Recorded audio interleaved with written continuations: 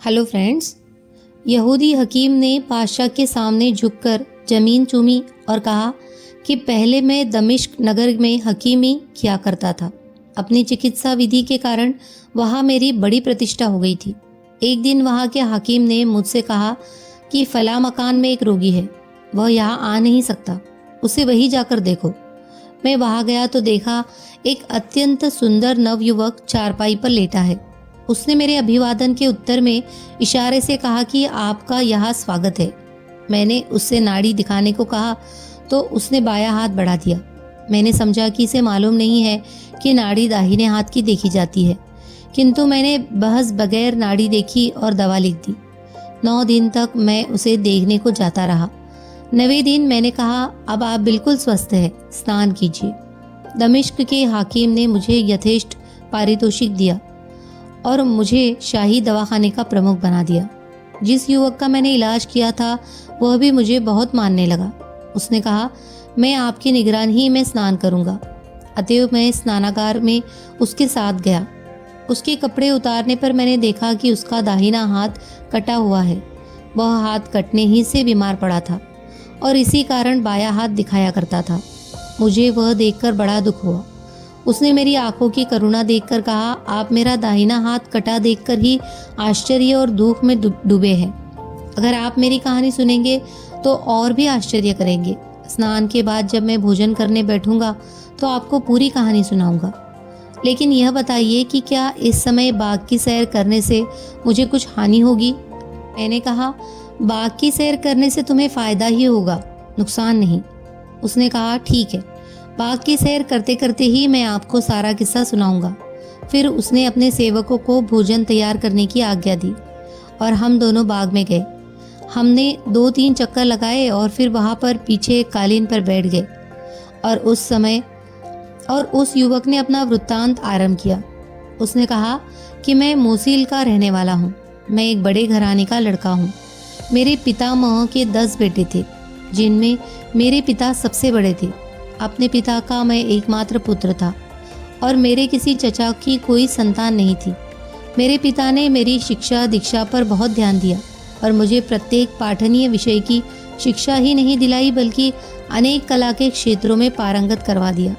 एक दिन मैं अपने पिता और चचा के साथ जुमे की नमाज को गया। नमाज के बाद सारे नमाजी अपने अपने काम पर चले गए और मेरे पिता और चाचा बातें करने लगे। मेरे चचा ने कहा कि कोई देश मिस्र जैसा सुंदर नहीं है।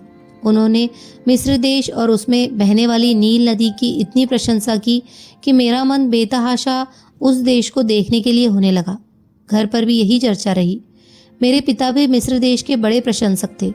मेरे दूसरे चचा लोग कह रहे थे कि बगदाद जैसी सुंदर जगह कोई नहीं है, किंतु मेरे पिता ने उनकी बात का विरोध किया और मिस्र की बहुत प्रशंसा की। उन्होंने कहा, जिसने मिस्र नहीं देखा उसने ईश्वर की महिमा भी नहीं देखी। वहाँ की भूमि सोना उगलती है, वहाँ के निवासी बड़े धन संपन्न हैं। मिस्र की स्त्रियां अत्यंत रूपवती और चतुर होती है। नील नदी जैसी कोई नदी नहीं है। उसका पानी बहुत स्वाद वाला और पाचक होता है और कई रोगों की दवा जैसा काम करता है। वह सारे देश को हरा भरा रखती है। वहाँ की मिट्टी बड़ी नरम है और खेती करने में बहुत श्रम कर नहीं पड़ता। वहाँ के निवासी अरबी भाषा में नील की प्रशंसा में गीत गाते हैं, जिनका भाव यह है कि नील नदी तुम्हारे लिए कितनी लंबी यात्रा करती है और बड़े खेत की बात होगी अगर तुम उसे छोड़कर अन्यत्र जा बसो। यह कहने के बाद मेरे पिता ने कहा, मिस्र में सारी ऋतुओं में हरियाली रहती है। वहाँ नाना प्रकार के स्वादिष्ट फलों के वृक्ष और भांति भांति के पशु पक्षी रहते हैं। वहाँ की राजधानी काहिरा की आबादी बहुत अधिक है। वहाँ मीठे पानी की बहुत सी नहरें बहती है और वहाँ के निवासी कला कौशल में बड़े प्रवीण हैं। वहाँ के महल बहुत बड़े बड़े और रत्न जड़ित है। मैंने कई नगर देखे हैं और सैकड़ों कलाकारों और विद्वानों से मिला हूँ। मिस्र जैसा देश और वहाँ के निवासियों जैसे लोग कहीं भी नहीं देखे। उस जवान ने कहा कि अपने पिता के मुंह से मिस्र की इतनी प्रशंसा सुनकर मेरी उत्कंठा बहुत बलवती हो गई और रात दिन भगवान से प्रार्थना करने लगा कि वह कुछ ऐसी परिस्थिति उत्पन्न कर दे कि मुझे मिस्र देश को देखने का अवसर मिल जाए। मेरे पिता के मुंह से मिस्र की प्रशंसा सुनकर मेरे चचाओं ने कहा, हम लोगों को भी चलकर मिस्र देश देखना चाहिए। उन्होंने मेरे पिता से कहा कि आप भी हमारे साथ चलिए। उन्होंने इसे स्वीकार किया। मेरे चचाओं ने जो सब व्यापार करते थे, तरह तरह का दिसावर का माल खरीदा ताकि मिस्र में सैर की सैर हो और व्यापार का व्यापार। रात दिन उन लोगों में मिस्र की यात्रा की चर्चा होती रहती थी। जब मैंने यह तैयारियां देखी तो एक दिन रोता हुआ अपने पिता के पास गया और कहा कि मैं भी आप लोगों के साथ मिस्र को जाना चाहता हूँ। उन्होंने कहा कि तुम अभी छोटे हो, तुम्हें यात्रा के दौरान बहुत कष्ट होगा, तुम यही रहो। मुझे बड़ा दुख हुआ, किंतु मैंने यह प्रयत्न न छोड़ा। एक एक करके सभी चचाओं के पास गया कि मेरे पिता ने मुझे भी साथ ले चलने की सिफारिश करी। उन्होंने मेरे पिता से कहा कि लड़का इतना चाहता है तो उसे भी साथ ले चलिए। मेरे पिता मुझे मिस्र तक ले जाने को राजी न हुए, लेकिन यह मान गए कि मुझे दमिश्क तक ले चलेंगे और जब दमिश्क में से मिस्र की ओर बढ़ेंगे तो इसे वापस मोसिल भेज देंगे। दमिश्क भी जलवायु, पानी और सौंदर्य के लिहाज से बहुत अच्छा नगर है। यद्यपि मेरी इच्छा मिस्र देश को देखने की थी, तथापि मैंने इसी बात को गनीमत जाना कि मुझे दमिश्क देखने को मिलेगा। कुछ दिन बाद मैं अपने पिता और चचाओं के साथ विदेश यात्रा पर चल पड़ा। हम लोग कई नगरों से होते हुए दमिश्क पहुँचे। मुझे यह नगर बड़ा सुंदर जान पड़ा और मैं उसे देखकर बड़ा प्रसन्न हुआ। हम लोग एक सराय में ठहरे। कई दिनों तक हम वहाँ के बागों और महलों की सैर करते रहे। वास्तव में मुझे ऐसा मालूम होता था कि स्वर्ग के बाद अगर कोई जगह है तो यहाँ है। मेरे पिता और चचाओं ने वहाँ काफ़ी अच्छा व्यापार किया। मेरे हिस्से का भी जो माल बिका उस पर 5% का लाभ हुआ। यह लाभ की राशि मुझे दे दी गई। मेरे पास काफ़ी पैसा हो गया। यह तय हुआ कि जब सब लोग मिस्र वापस हो गए तो मुझे साथ लेते हुए मोसिल को जाएंगे। मैंने अपने रुपयों को बड़ी होशियारी और किफ़ायत से खर्च किया। एक छोटी हवेली अपने रहने के लिए किराए पर ली। बड़ी खूबसूरत संगमरमर की बनी हवेली थी, जिसकी दीवारों पर मनोहर चित्रकारी थी और जिसके अंदर एक सुंदर पुष्प वाटिका थी। मैंने उसे 2 अशरफी के किराए पर लिया। मैंने किफ़ायत से किंतु सुरुचिपूर्वक अपने निवास स्थान को सजाया। उसका मालिक पहले अब्दुल रहीम नाम का एक व्यक्ति था, जिससे उसे उसके तत्कालीन मालिक ने मोल लिया था। यह व्यक्ति एक प्रसिद्ध जौहरी था। मैंने अपनी प्रतिष्ठा के अनुरूप कुछ दास दासियां भी खरीदी और माननीय नगर निवासियों से जान पहचान बढ़ाई। कभी वे लोग मुझे अपने घरों पर खाने के लिए बुलाते, कभी मैं उनकी दावत अपने घर पर किया करता। मतलब यह कि अपने पिता और चचाओं की अनुपस्थिति में मैंने बड़ी सुख सुविधा के साथ दमिश्क नगर में जीवन यापन किया। एक दिन भोजन करने के बाद मैं अपनी हवेली में बाहर के हिस्से में बैठा था। इतने में एक स्त्री आई जो अति मूल्यवान वस्त्रों और आभूषणों से सुसज्जित थी। उसने पूछा, क्या तुम कपड़े के व्यापारी हो? किंतु मेरे मुंह से कोई उत्तर निकले इससे पहले ही वह मकान के अंदर चली गई। मैं भी उठकर दरवाज़ा अंदर से बंद करके उसके पास एक दालान में जा बैठा। मैंने कहा कि मैं एक कपड़े का व्यापार अवश्य करता हूँ, किंतु खेद है इस समय मेरे पास स्थान नहीं है। उसने अपने सुंदर मुख से नकाब लगभग उलट दी और कहा, मैं ही कहाँ कपड़े लेने आई हूँ, मैं तो तुमसे मिलने आई हूँ। मैं चाहती हूँ कि सुबह तक यही रहूँ, किंतु मुझे भूख लगी है, मुझे कुछ खिलाओ। मैंने अपने सेवकों को भोजन आदि लाने को कहा। वे भोजन के साथ फल आदि भी लाए, जिन्हें मैं भी इस रमणी का साथ देने के लिए खाने लगा। आधी रात तक हम लोग इसी प्रकार बातचीत करते रहे। फिर हम एक साथ सोने के लिए चले गए। सुबह मैंने 10 अशरफियाँ निकाल कर उसे दी, किंतु उसने उन्हें लेने से इनकार ही नहीं किया, बल्कि 10 अशरफियाँ मुझे दी। मैंने जब कहा कि तुम्हारा धन नहीं लूँगा, बल्कि तुम्हें अशरफियाँ ज़रूर दूंगा, वह बोली, मैं तो रोज़ तुम्हारे पास आने का सोचती हूँ, किंतु अगर तुम मेरी बात न मानोगे और अपनी बात पर अड़े रहोगे तो मैं न आऊँगी। इस बार मजबूर होकर मुझे उससे अशरफियाँ लेनी पड़ी और वह चली गई। शाम को वह फिर आई और हम लोगों ने रात भर राग रंग किया और दूसरी सुबह वह फिर मुझे 10 अशरफियों देकर कहने लगी कि आज शाम को फिर आऊँगी। तीसरी रात को जब हम दोनों मदिरा के नशे में आलिंगनबद्ध थे तो उसने मुझसे पूछा, प्यारे, तुम मुझे सुंदर समझते हो या नहीं? मैंने कहा, तुम कैसी बातें करते हो? क्या तुम अपने लिए मेरे प्रेम को नहीं जानती? मैं तुम्हें संसार की सर्वश्रेष्ठ सुंदरी मानता हूँ। वह हंसकर कहने लगी, यह बेकार की बात है। मेरी एक सहेली मुझसे कहीं अधिक सुंदर है। उसे एक बार देखोगे तो मेरी ओर मुंह भी नहीं करोगे। वह मुझसे आयु में भी कम है और बड़ी कोमल है। उसे भी तुम्हें देखने को की बड़ी लालसा है। मैं उसे यहाँ लाऊंगी। मैंने कहा, मैं तो तुम्हें ही चाहता हूँ, तुम चाहो तो उसे ले आओ, लेकिन मैं प्रेमी तो तुम्हारा ही रहूंगा। उस स्त्री ने कहा, तुमने जो कहा है उस पर दृढ़ रहना, मैं उसे सामने लाकर तुम्हारी परीक्षा लूंगी। ये कहकर वह स्त्री विदा हुई। उस दिन उसने मुझे 50 अशर्फियाँ दी, जो मुझे लेनी पड़ी। जाते समय वह कहने लगी, 2 दिन बाद मैं आऊंगी और एक नया मेहमान भी लाऊंगी, और उसकी अभ्यर्थना के लिए भोजन आदि की अच्छी व्यवस्था रखना। जिस दिन की बात तय हुई थी उस दिन मैंने घर की सफाई करवाई, फर्श वगैरह झड़वाया और नाना प्रकार के फल तथा खाद्य सामग्री घर में तैयार रखी। शाम को दोनों स्त्रियाँ आई। उन्होंने अपने चेहरों से नकाब उतार लिए। वास्तव में पहली स्त्री से नई स्त्री हर बात में सवाई थी। अगर पहली बार पर एक बार नजर जाती थी तो दूसरी पर बार बार जाती थी। उसका सौंदर्य इतना मनमोहक था कि नजर उस पर से हटती ही नहीं थी।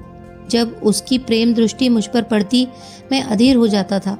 मैंने दोनों स्त्रियों के प्रति आभार प्रकट किया कि वे मेरे यहाँ आई। नई स्त्री ने कहा कि आभारी तो मुझे होना चाहिए कि आपने मुझे अपने घर तक आने की अनुमति दी। मैंने दोनों स्त्रियों को भोजन पर बिठाया।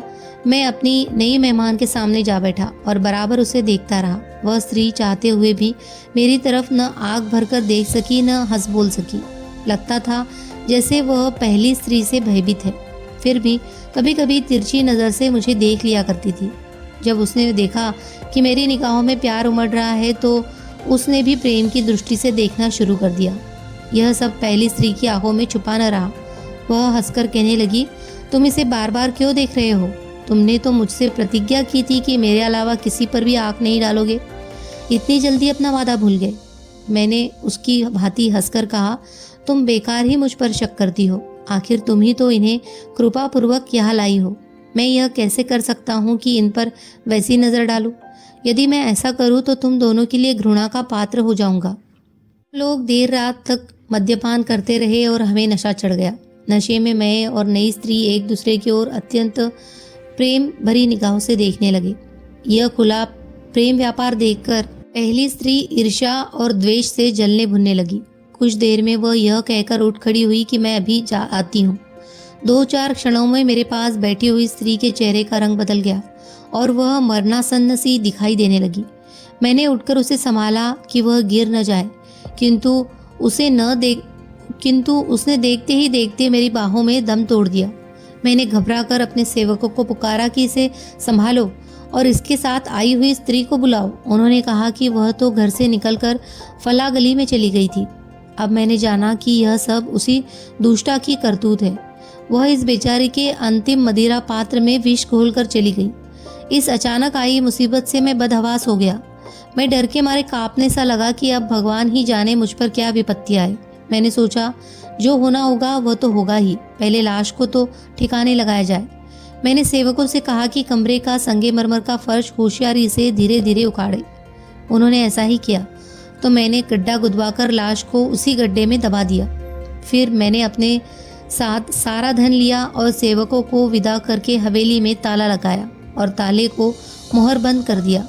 फिर मकान मालिक जोहरी के पास जाकर उसे 1 वर्ष का पेशगी किराया दिया और उससे कहा कि मैं आवश्यकतावश काहिरा जा रहा हूँ। फिर मैं काहिरा चला गया और अपने चचाओं से मिला।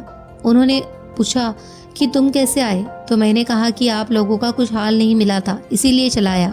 मैं बहुत दिनों तक काहिरा में रहा, किंतु मैं अच्छी तरह काहिरा न देख पाया था कि उन्होंने वापस मोसिल जाने की तैयारी शुरू कर दी। मैं उनकी निगाहों से छुपा रहा। उन्होंने बहुत ढूंढा पर मुझे पा न सके। मजबूरी में मेरे बगैर ही वापस चले गए। इसके बाद मैं 3 वर्ष तक काहिरा में रहा। मैं साल में पर दमिश्क के जौहरी के पास किराया भिजवा दिया करता था। फिर मैं दमिश्क वापस आया। यहाँ पर मुझ पर वह मुसीबत पड़ी कि कहा नहीं जाता। यहाँ आकर जौहरी से चाबी मांगकर घर खुलवाया और देखा कि सारी वस्तुएं यथावत है।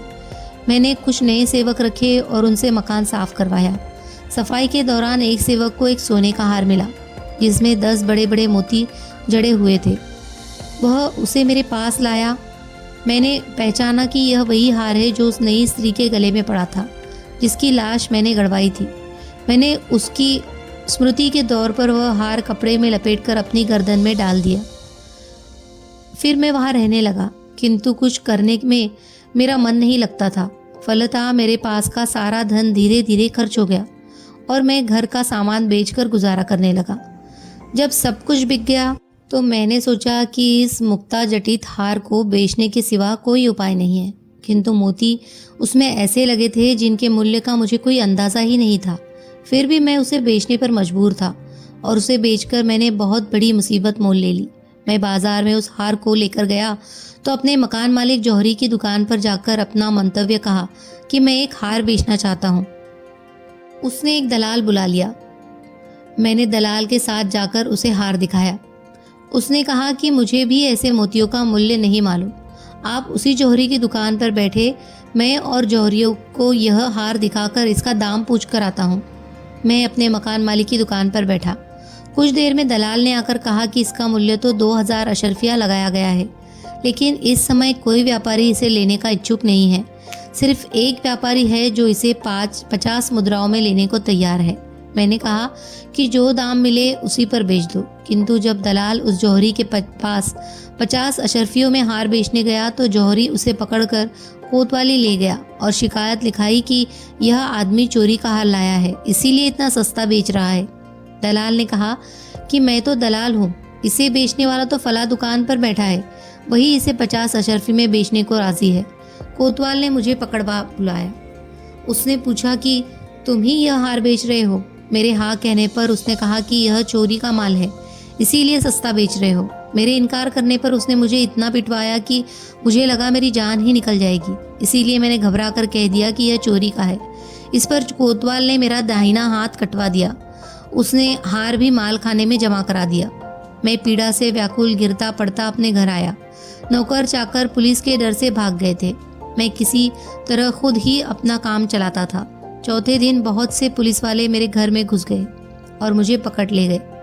उनके साथ मकान मालिक भी था और वह जौहरी भी, जिसने मुझ पर चोरी का आरोप लगाया था। उन्होंने मुझे बहुत गालियां दी और कहा कि यह हार शहर के हाकिम का है। यह 3 वर्ष हुए खो गया था। उसी समय से हाकिम की पुत्री भी लापता है। यह कहकर उन्होंने मुझे रस्सी से बांधा और हाकिम के सामने पेश कर दिया। मैं पहले तो घबराया कि यह और बड़ी मुसीबत गले पड़ी।